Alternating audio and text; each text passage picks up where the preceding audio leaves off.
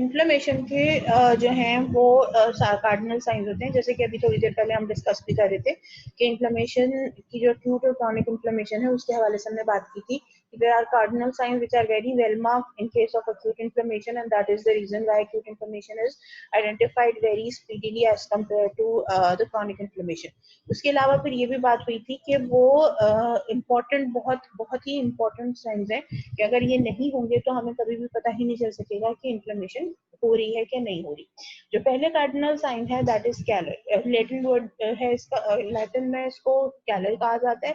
Basically इसका मतलब है हीट का होना। अच्छा, ये जो हीट है वो अगर होगी तो आपको पता चलेगा कि जी पेशेंट को कुछ बीमारी हो रही है, क्या हो रहा है। इन्फ्लेमेशन अगर जरा ज्यादा सीवियर किस्म की हो या इन्फेक्शन हो, जैसे कि आपको मालूम है कि आपको बुखार चढ़ता है, तो जो बुखार होता है वो भी बेसिकली एक कैलर या हीट की ही फॉर्म है, यानी एक्यूट इन्फ्लेमेशन का जो एक कार्डिनल साइन है ये वही है। फायदा क्या होता है इसका? उसका फायदा ये होता है कि एक गर्मी का एहसास होता है, और ये गर्मी का एहसास जो है वो ये देखने वाले को भी और मरीज को भी, जिसको तकलीफ हो रही है उसको ये एहसास दिलाता है कि there is something going on wrong. उसको जो है ट्रीट करने की या उसको जो है वो सिग्निफिकेंस देने की जरूरत है। उसके बाद फिर जो दूसरी चीज है जो बहुत इंपॉर्टेंट है जो पता चलती है वो है रूबर।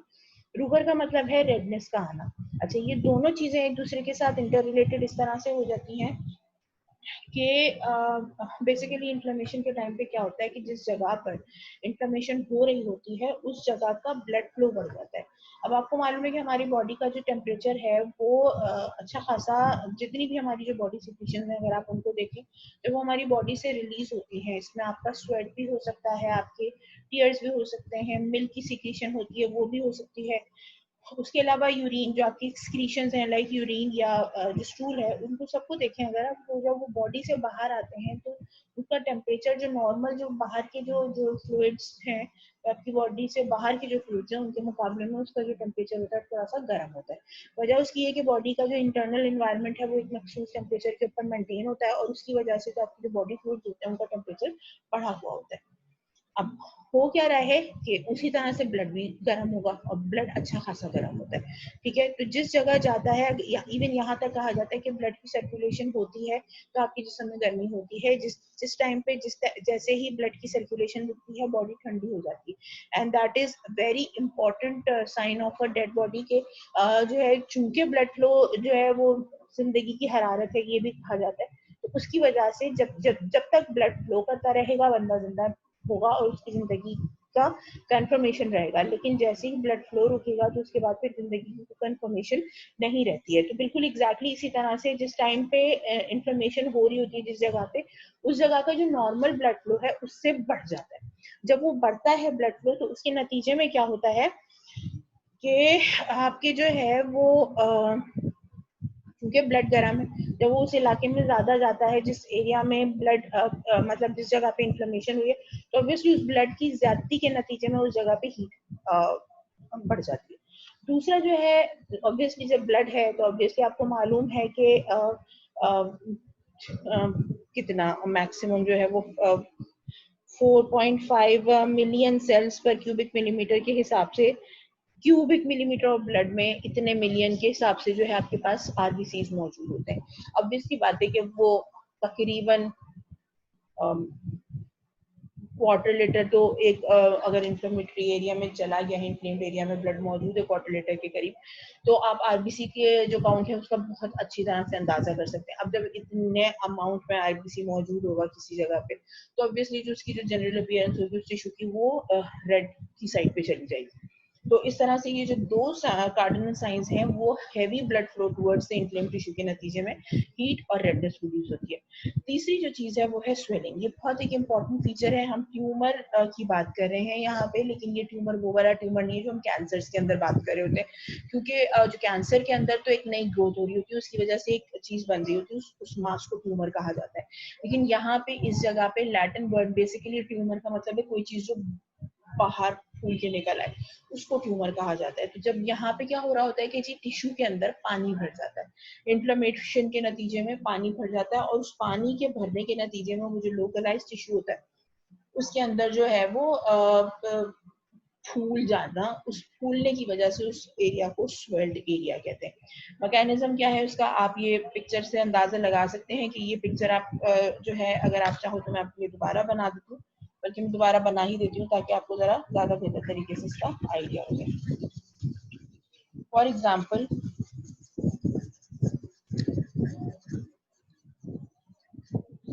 ये एक टिश्यू है जो मैं ड्रॉ कर रही हूँ अब। ये एक टिश्यू है और ये जगह है, उसको येलो से मैं मार्क कर रही हूँ, ये जगह है, इस जगह पे इन्फ्लेमेशन हुई है। ठीक है जी, अब इस जगह पे नॉर्मली अगर जब तक ये इन्फ्लेमेशन नहीं होती, फॉर एग्जाम्पल हम इस चीज को हटा देते हैं, अभी इन्फ्लेमेशन नहीं है, इस जगह पे जो ब्लड फ्लो है वो नॉर्मल है, मतलब ब्लड वेसल अपनी नॉर्मल साइज पर है और उसमें जितना ब्लड एक टाइम पे आता है उतना ही ब्लड आ रहा है। इसके बाद क्या हुआ जी, ये हमारे इन्फ्लेमेशन का प्रोसेस हो गया इस जगह पे। जब इस जगह पे इन्फ्लेमेशन का प्रोसेस हुआ तो उसके नतीजे में क्या होगा, इन्फ्लेमेशन के नतीजे में कि इस जगह का ब्लड फ्लो बढ़ जाएगा, यहाँ की ब्लड, तो जब यहाँ पे जब ब्लड फ्लो बढ़ेगा तो क्या होगा कि ये ब्लड वेसल जो है इस जगह पे फैल जाएगी। जब ये फैलती है, आमतौर पे याद रखिएगा कि हमारी जो ब्लड वेसल है उसकी जो नॉर्मल वॉल कैपेसिटी है वो बहुत कम है। ठीक है, अब ये इस तरह से है तो इसमें ये एक, ये दूसरा, ये तीसरा, ये इसके लाइनिंग एपिथेलियल सेल्स हैं जो इस तरह से एक दूसरे के साथ जुड़े हुए हैं। जैसे ही ब्लड का साइज, ब्लड वेसल, ब्लड का फ्लो बढ़ता है तो ब्लड वेसल फैल जाती है। ब्लड वेसल फैलती है लेकिन जो सेल्स हैं उनके साइज में किसी भी किस्म का चूंकि चेंज नहीं आता तो वो सेल उसी जगह पे रहते हैं। जब वो सेल्स उसी जगह पे रहते हैं तो उसके नतीजे में क्या होता है, सेल्स के दरमियान में स्पेसेस बन जाते हैं। ये जो स्पेसेस होते हैं इनमें से प्लाज्मा ऊज करके आपका जो सराउंडिंग टिश्यू होता है, जहाँ पे ब्लीडिंग, जहाँ पे इन्फ्लेमेशन हुई है, वहां पे ये सब प्लाज्मा यहाँ से ऊज कर जाता है बाहर की तरफ, सराउंडिंग टिश्यू। अच्छा, हमारे पास अल्लाह ताला ने जो कैपेसिटी रखी है टिश्यू की, वो एक मखसूस कैपेसिटी है उसकी, उससे ज्यादा वो जो है मसल्स या जो भी टिश्यू है उसके अंदर इतनी गुंजाइश नहीं है, सेल्स के करीब करीब है। अब जब अगर वो बहुत ज्यादा उसके अंदर पानी भर जाएगा तो उसके नतीजे में सेल्स एक दूसरे से दूर हो जाएंगे। जब सेल दूर हो जाएंगे तो ऑन द होल टिश्यू जो है वो बड़ा साइज का हो जाएगा, यानी आप समझ लो कि पहले इतना था तो अब ये इतना बड़ा हो जाएगा, इन्फ्लेम्ड एरिया। तो ये जो फूली हुई चीज बाहर निकल के आ रही है, this is swelling, and this is because of the extravasation कहलाता है ये प्रोसेस, यानी movement of plasma from the blood vessels towards surrounding tissue. इस एक्स्ट्रावेजेशन के नतीजे में, ड्यू टू, इसको आप यूं लिख सकते हैं, ड्यू टू एक्स्ट्रावेजेशन।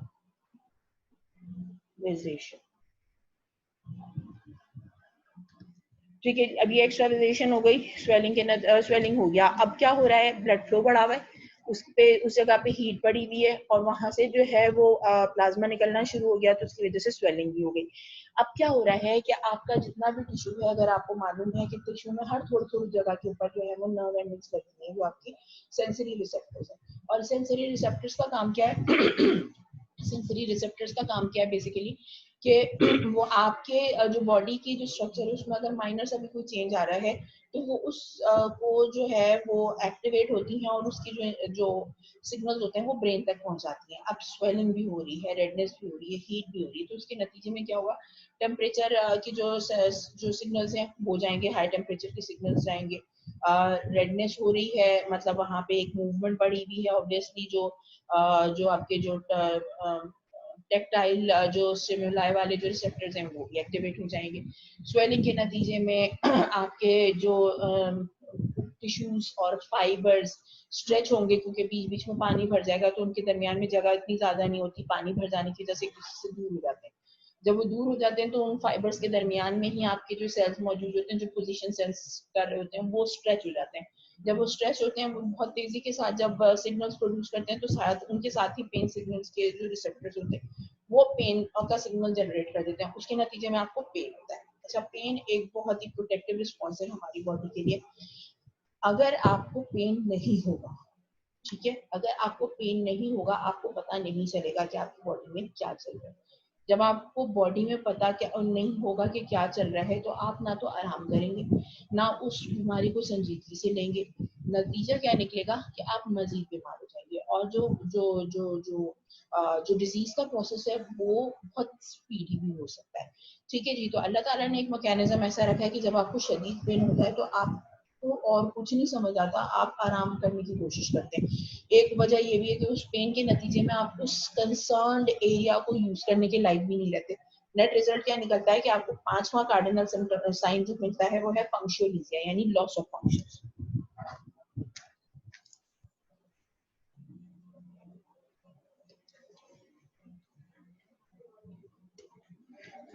अच्छा, अब ये लॉस ऑफ फंक्शन भी हो गया, काम तो कर नहीं सकते, दर्द शदीद किस्म का हो रहा है, बुखार भी हो रहा है या बुखार नहीं भी हो रहा है तो दर्द इतना है, मूवमेंट जो है रिस्ट्रिक्ट हो रही है, या जिस भी एरिया में जो प्रॉब्लम है वो प्रॉब्लम हल नहीं हो पा रही, तो आप क्या करोगे?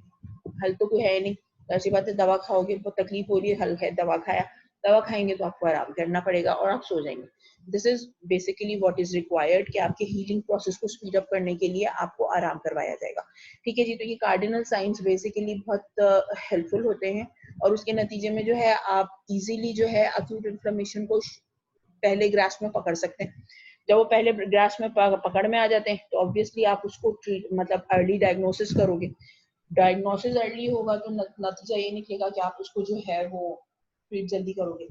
ट्रीट जल्दी करोगे तो जितनी जल्दी जख्म भर जाता है या जितनी जल्दी डिजीज का जो कॉजेटिव एजेंट है उसको रिमूव कर दिया जाता है, उतनी ही तेजी से, हमने बात की थी कि अडेप्टेशन के प्रोसेस में, कि उतनी ही तेजी के साथ रिकवरी होती है। और जब रिकवरी होती है तो स्ट्रक्चरल एंड फंक्शनल रिस्टोरेशन के साथ रिकवरी होती है, या फिर partial structural abnormality and total functional capacity achievement के साथ रिकवरी होती है। कभी कभी ये होता है कि partial structural and partial functional deformity के साथ बाकी का जो है रेजोल्यूशन हो जाता है, मतलब रिकवरी हो जाती है। तो ये तमाम सिम्टम्स हैं, जितनी जल्दी कैच करोगे उतना अच्छा रिस्पॉन्स आएगा। क्रॉनिक इन्फ्लेमेशन में ये कार्डिनल साइंस नहीं आ रहे होते। जब ये कार्डिनल साइंस नहीं आ रहे होते तो ऑब्वियसली बात है, आपको पता ही नहीं चलता कि आपकी बॉडी में कोई बीमारी का मसला हो रहा है। अब जब बीमारी का पता ही नहीं चला तो ऑब्वियसली बात है आप उसको हल करने की भी कोशिश नहीं करेंगे। जब हल नहीं करेंगे तो over the period of time एक प्रोग्रेसिव डिजीज है, जैसे मैंने पहले भी बात की थी, तो उस प्रोग्रेसिव डिजीज के नतीजे में बीमारी जो है वो बढ़ती चली जाएगी और जिस टाइम पे आपके ग्रास्प में आ पाएगी, you will be able to get hold of that thing, वो उस वक्त तक आपके हाथ से निकल चुकी होगी कंडीशन।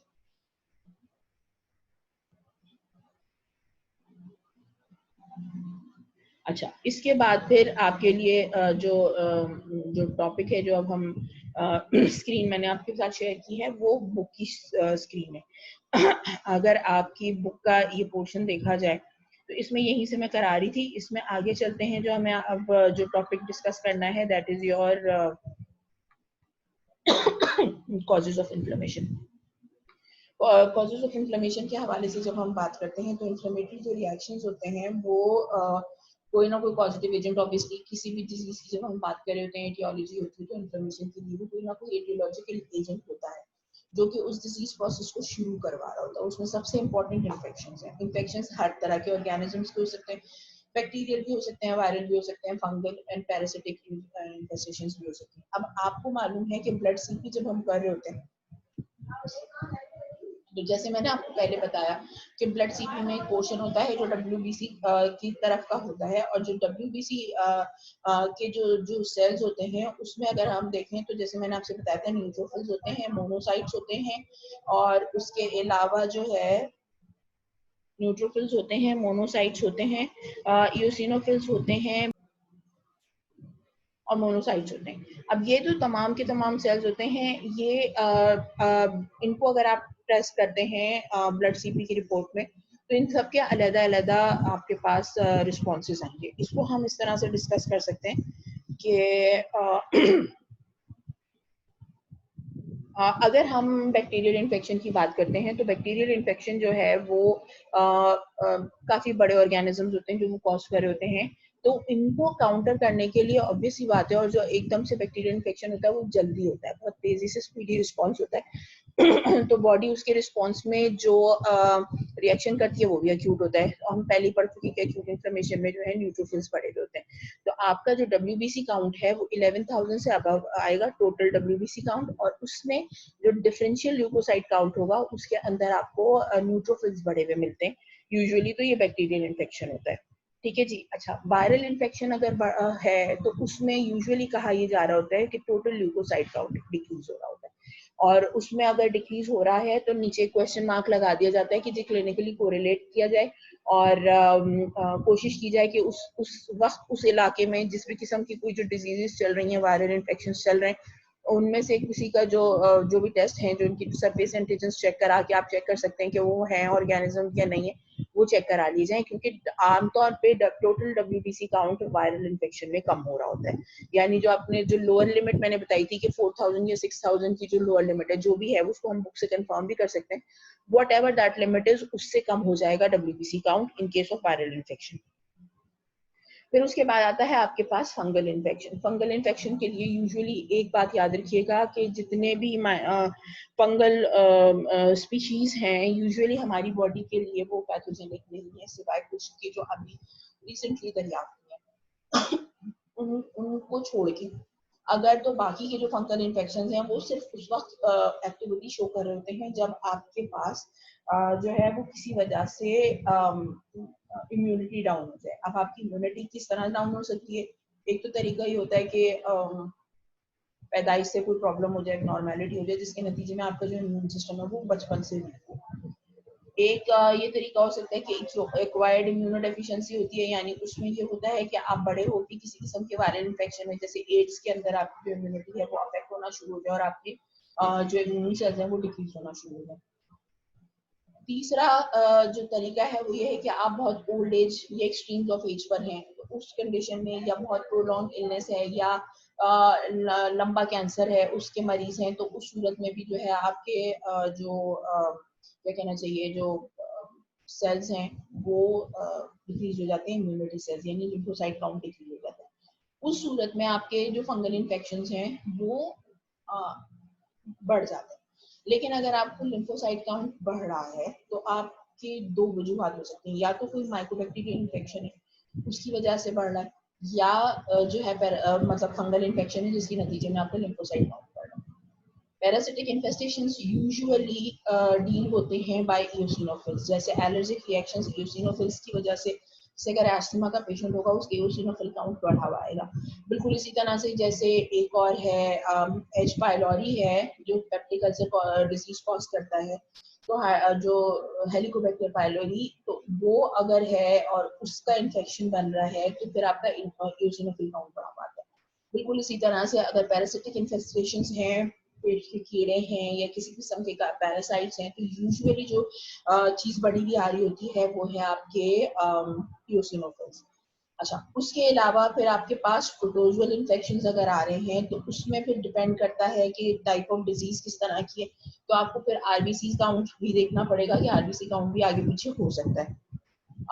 क्रॉनिक इन्फ्लेमेशन है किसी किस्म की, कोई ऐसे ऑर्गेनिज्म है जिनके बारे में पता है कि वो बहुत लो विरुलेंस के, बहुत स्लोली एंड ग्रेजुअली जो है वो डिजीज कॉज करते हैं, उसमें कुछ स्लो फंगल इन्फेक्शंस भी हैं, कुछ पैरासाइट्स हैं जो मतलब period of years disease develop करते हैं, या कोई माइकोबैक्टीरियल इन्फेक्शन है जिसमें टीबी आ जाती है, लेप्रोसी हो जाती है। इस तरह के अगर कोई इन्फेक्शंस हैं जो बहुत पुराने लॉन्ग टर्म होते हैं जो कि क्रॉनिक इन्फ्लेमेशन भी जनरेट करते हैं, तो उसमें आपको फिर मोनोसाइट्स के लेवल्स बढ़े मिलेंगे सीपी के अंदर। तो ये एक चीज हो गई। इसके अलावा फिर ये है कि आपको सीपी में एक और जो चीज, जैसे पहले भी शायद मैंने बताया था कि डेंगू की वजह से जो है आपका प्लेटलेट काउंट डिक्रीज होना शुरू हो जाता है, तो वो एक और भी एक डायग्नोस्टिक फीचर है आपके लिए सीपी में। इसके बाद फिर इसके अलावा जो आपके पास जो पॉजिटिव एजेंट्स हैं इन्फ्लेमेटरी प्रोसेस के, वो हैं टिश्यू नेक्रोसिस। जिस जमाने में जिस टाइम पे मैं आपको नेक्रोसिस पढ़ा रही थी, मैंने आपको बताया था कि जो नेक्रोटिक टिश्यू है उसका डेब्रिस रिमूव होता है by the process of inflammation. तो अगेन वही है कि आपका टिश्यू डेड हो गया है तो कुछ केमिकल मीडिएटर्स रिलीज करेगा जिसके नतीजे में इन्फ्लेमेटरी सेल्स रिलीज होंगे, और इन्फ्लेमेटरी सेल्स उस टिश्यू में पहुंचेंगे और वहां पे उस टिश्यू को जाके रिमूव करेंगे ताकि वो डेड टिश्यू जो है वहां से रिमूव हो सके। इसके अलावा फिर आपके पास आ जाते हैं फॉरेन बॉडीज। इसमें एक आसान तरीन एग्जांपल जो है वो ये कि आपके पास लकड़ी का बहुत फर्नीचर होता है। कभी कभी होता है कि वो प्रॉपर पॉलिश वगैरह नहीं हुआ होता, उसके साइड से कोई स्प्लिट वगैरह निकला हुआ होता है, वो आपकी उंगली में या हाथ पैर में कहीं पर घुस जाता है। तो आपको फौरन से पेशा जो है थोड़ा सा ऐसा लगता है कि कोई चीज चुभी हुई है, फिर उसमें जो है वो स्वेलिंग, दर्द शुरू हो जाता है, रेडनेस आ जाती है। तो हमारे एक तरीका तो ये कि अगर बहुत गहरा चला गया तो फिर उसको एनेस्थीसिया देके फिर उसको निकाला जाता है। वरना फिर घर में जो एक तरीका जो घरेलू टोटके के तौर पर इस्तेमाल होता है वो ये कि वो जो सिलाई वाली जो सुई होती है उसको चूल्हे पे गर्म करें और उस जगह पे लगा के और स्प्लिंट में फंसा के जब वो खींचे तो स्प्लिंट बाहर आ जाता है। अगर वो ये ना किया जाए तो वो 1 या 2 दिन के अंदर अंदर उसमें पस पड़ जाती है और वो बहुत बड़ा सा फोड़ा बन जाता है। ऑब्वियसली उसका पस ड्रेन होता है, उसके साथ वो स्प्लिंट निकल के आता है और बहुत पेनफुल होता है। कम से कम 10 से 12 दिन लेता है उसको हीलिंग होने में। तो ये भी एक तरीका हो सकता है जिसकी वजह से जो है वो आपका इंफ्लेमेटरी प्रोसेस जो है वो स्टार्ट हो सकता है। डर्ट अगेन बहुत इंपॉर्टेंट है। उससे पहले सूचर्स, सूचर्स क्या होते हैं? आप कोई बहुत कट लगा है, उसके अंदर आपको कहते हैं ना कि कट लगा, टांके लगे थे, तो वो जो टांके होते हैं बेसिकली उनको सूचर्स कहा जाता है। अगर किसी ने जख्म की सफाई नहीं रखी है, रेगुलर बेसिस पे उसको क्लीन नहीं कर रहे हैं, तो उसमें क्या होता है कि उसमें डर्ट फंस जाती है, माइक्रो ऑर्गेनिजम्स मल्टीप्लाई करना शुरू कर देते हैं। तो होता ये कि जिस जगह पे सिलाई की गई होती है उस जगह पे पस पड़ के जो है वो टांके भी खुल सकते हैं आमतौर पे, और वो जगह जो है वो खराब हो गया और फिर पूरी बॉडी में सेप्सिस फैल सकता है। तो वो चीज का ख्याल रखना भी बहुत ज्यादा जरूरी होता है। इम्यून रिस्पॉन्सेज का मैं आपको पहले ही बता चुकी हूँ कि इम्यून जो ऑटो इम्यून डिसऑर्डर्स होते हैं और जो, अच्छा हाँ, इसमें एक चीज जो रह गई थी, इम्यूनिटी के हवाले से जब हम बात करते हैं तो 2-3 तरीके होते हैं। एक तो हमने आपको बता दिया कि इम्यूनो डेफिशिएंसी हो सकती है किसी वायरस की वजह से, एज एक्सट्रीम्स की वजह से, वायरस की वजह से, एज एक्सट्रीम्स की वजह से। तो इम्यूनिटी डेफिशिएंसी हो गई तो उसके नतीजे में तो इम्यून सिस्टम बिल्कुल काम नहीं कर रहा। वो भी एक रीजन है जो कि आपके इन्फ्लेमेटरी रिस्पॉन्स को जनरेट करता है। इसके अलावा ऑटो इम्यून डिसऑर्डर बहुत इंपॉर्टेंट है, जिसमें अपनी ही बॉडी के अगेंस्ट, जो आपके जो बॉडी के जो सेल्यूलर कंपोनेंट्स होते हैं उनके अगेंस्ट एंटीबॉडीज बन जाते हैं, और ये एंटीबॉडीज जो हैं वो फिर अच्छा खासा प्रॉब्लम क्रिएट करते हैं और बहुत ही सिवियर किस्म की डिजीज हो सकती हैं जो कि in the long run life threatening situations generate कर सकती हैं। उनमें से एक एग्जांपल है SLE, जिसको हम कहते हैं सिस्टमिक ल्यूपस एरिथेमेटोसस। ये बहुत इंपॉर्टेंट डिजीज है जो कि ऑटोइम्यून डिसऑर्डर है, जिसमें आपकी बॉडी के अपने जो सेल्यूलर कंपोनेंट्स हैं उनके खिलाफ मल्टीपल एंटीबॉडीज बन जाती हैं और मल्टीपल ऑर्गन फेलियर की तरफ पेशेंट को लेकर जाती हैं। So these were the major causes which basically leads to your inflammatory response. Hope आपको ये चीज समझ में आ गई है। तो आज के लिए इतना ही। फिर इसके बाद जो है हम इस टॉपिक को फिर आगे कंटिन्यू करेंगे। Thank you so much.